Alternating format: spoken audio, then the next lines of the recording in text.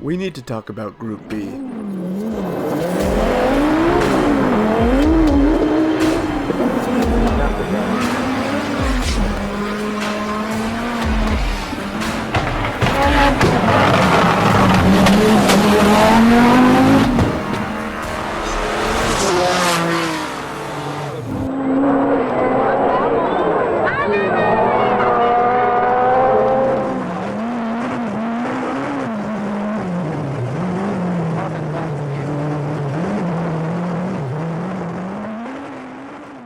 Even those of us that didn't exist during the mid-80s are familiar with the absolute legends that raced Group B.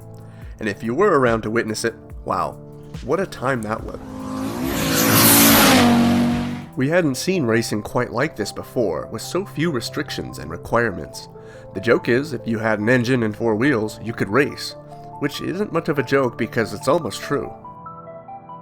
Group B was introduced into the WRC in 1982, but it wasn't until 1983 when things started to heat up, with Audi and Lancia carrying the torch.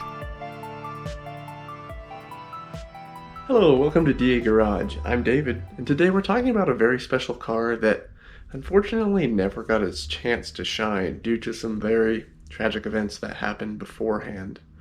Let's take a step back, dive into this car, and ponder the possibilities. What if? The World Rally Championship, WRC, goes back to its official founding in 1973, but to participate, manufacturers had a multitude of requirements to meet, making it restrictive and difficult to race. Automakers had to produce at least 5,000 units for private sale in order to enter that car into the rally race. It wasn't easy, but for the time, that's just how it was, so everyone simply accepted it. Jan Balestra, head of the FIA, must have suddenly seen dollar signs because he suddenly decided to make some abrupt changes in WRC. He condensed the number of groups from 6 down to 3, 2 stock divisions, and 1 radical group, Group B.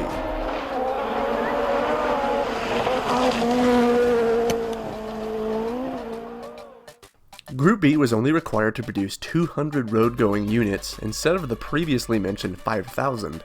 These Group B cars required at minimum 2 seats, and a minimum weight was determined by engine displacement. Besides those few things, the rulebook was entirely thrown out. Vehicles could use any engine, no restrictions on horsepower, superchargers and turbos were fair game, vehicle dimensions unregulated. It comes back to that joke, if you have an engine and 4 wheels. By 1984, just 2 years after Group B was brought into the fold, the WRC had become more popular than F1. Jan Balestra's wild idea had worked, and huge money and popularity was pouring in. Audi, Lancia, and Peugeot were leading the charge and taking home the victories, while everyone else was struggling to keep up. One of those manufacturers was a company called Toyota. Toyota was no stranger to WRC and even had a storied racing past with many victories along the way. However, Group B was a different animal. They didn't have a car capable of competing. Yet. For this new class, the dawn of racing Corollas and Celicas was coming to an end, and even though their Celica twin-cam turbo was a robust and formidable racer, it still wasn't insane enough to stack up against Audi and Peugeot in Group B.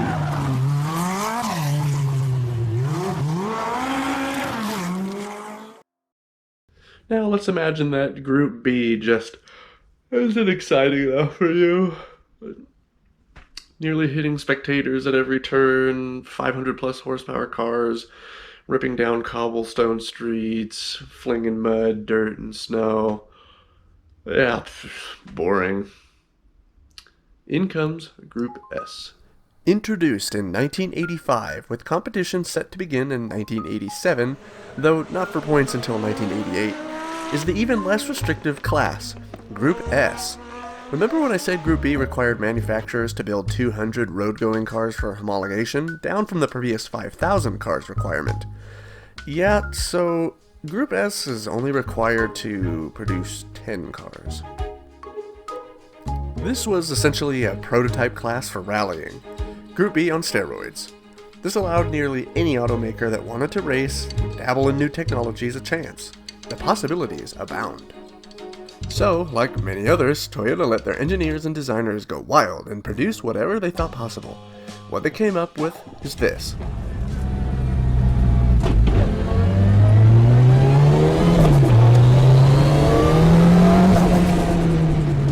The Toyota 222D. And boy, is it an absurd machine.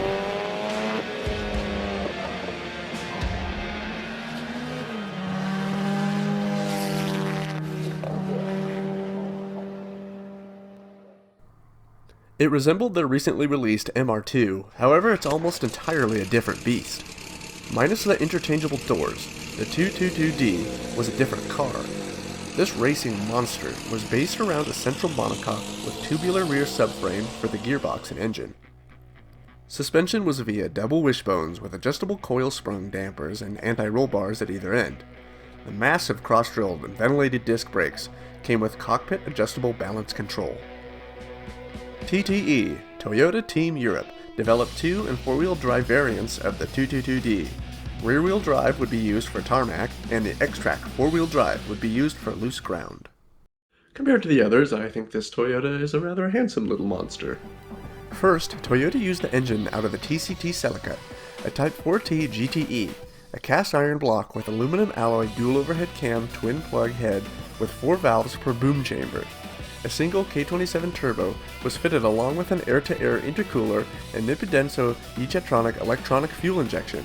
The compression ratio was 7.1 to 1.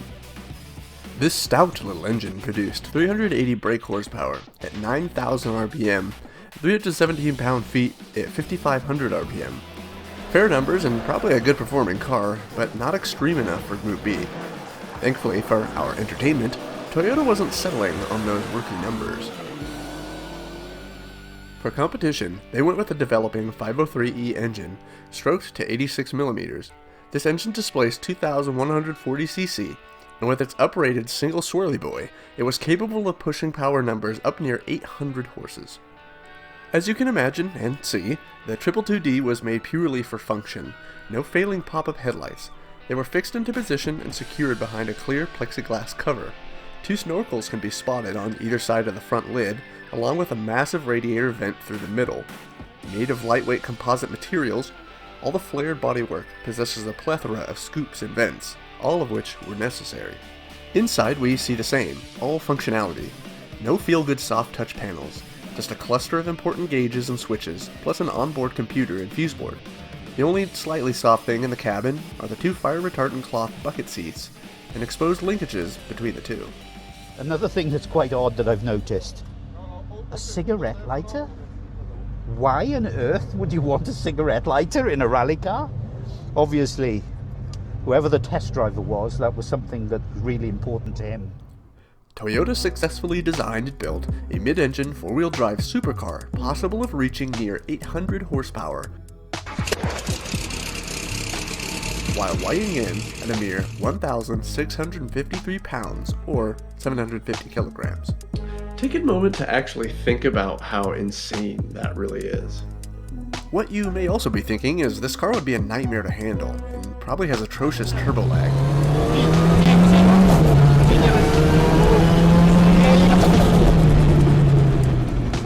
You would be correct, but we do have to remember that this was an all-new prototype, and as time and testing went on, it would become more refined and manageable. At the rate they were developing, it's very well possible that the 222D could have taken the stage and won everyone's hearts the same way the Audi Quattro did. With the start date of Group S rapidly approaching, car manufacturers eagerly awaited rolling out the new rally weapons. Unfortunately, things would start taking a turn for the absolute worst. While Group B was seeing unparalleled success and popularity, troubles began brewing. Drivers were starting to complain that the cars were just too fast and exceeding their reaction abilities.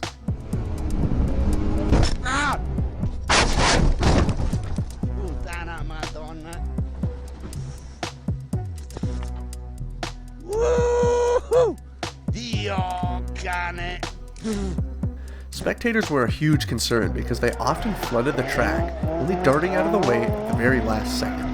Someone was going to get hurt. Unseen easy right, 50 easy left, 50 grid, 100. Oh. Dear God. On May 2nd, 1985, driver Attilo Bettega was piloting a Lancia 037 at the Corsica Rally when he slid off the track, crashing into a tree. His co-driver walked away unharmed, but Attilo was killed on impact. Later that same year, Ari Vatinen crashed in a brutal rollover, causing him to break both legs and several ribs, one of which punctured his lung. Both Ari and his co-driver survived, but vowed to never participate in Group B again. In 1986, the Portugal Rally was underway when a cameraman was pushed onto the track as a car was rapidly approaching. The man was struck, nearly having his hand ripped off and destroying the camera, but thankfully survived. This, unfortunately, was not the worst of it. Later, in that same event, driver Joaquim Santos was flying down the road when a spectator jumped out onto the track. Joaquim, in an attempt to avoid hitting that person, swerved, then overcorrected and slid broadside into a crowd of spectators. 32 people were injured and 3 were killed. The other drivers were unaware of the tragedy that had just occurred and kept racing. When they discovered that the FIA didn't tell them what had happened and kept the race going, the drivers and manufacturers immediately banded together to strike and demand a stop to this race. In a very heated and unrational move, John Balestra said he would punish any driver or manufacturer that walked out. You must understand, the best decision is my decision. Just a short 2 months later, championship favorite Henri Toivonen and his co-driver Sergio Cresto were blasting down the track at the Corsica Rally when they lost control and slid off the track, rolling down a steep hill. The fuel tank ruptured and burst into flames. Both Henry and Sergio were killed.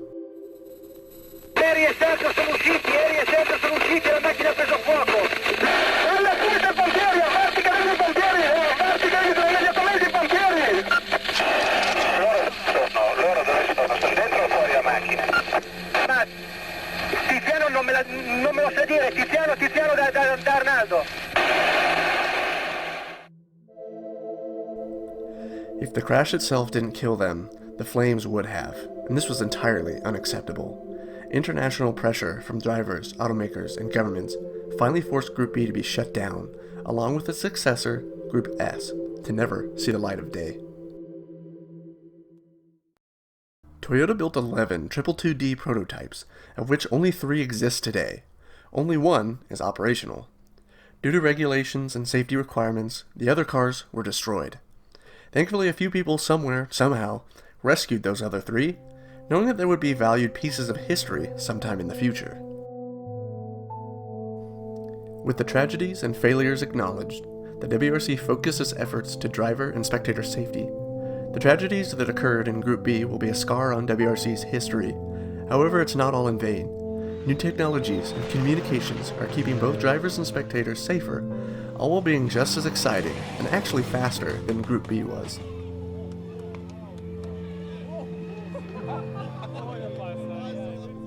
As for Group S, sadly we'll never know.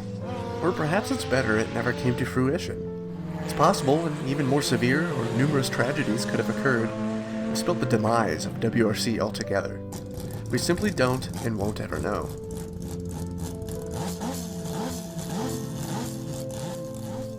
Even so, I'd still love to have seen the 222D given a chance to compete.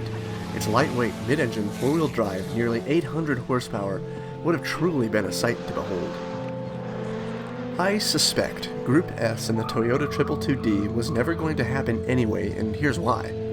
Group B was so insane that it was just a matter of time before lives would be lost because of it, which means that class wouldn't have survived very long. It was just a matter of time and circumstance before it would be shut down 100%. Group S, an interesting idea, but was never going to fully happen.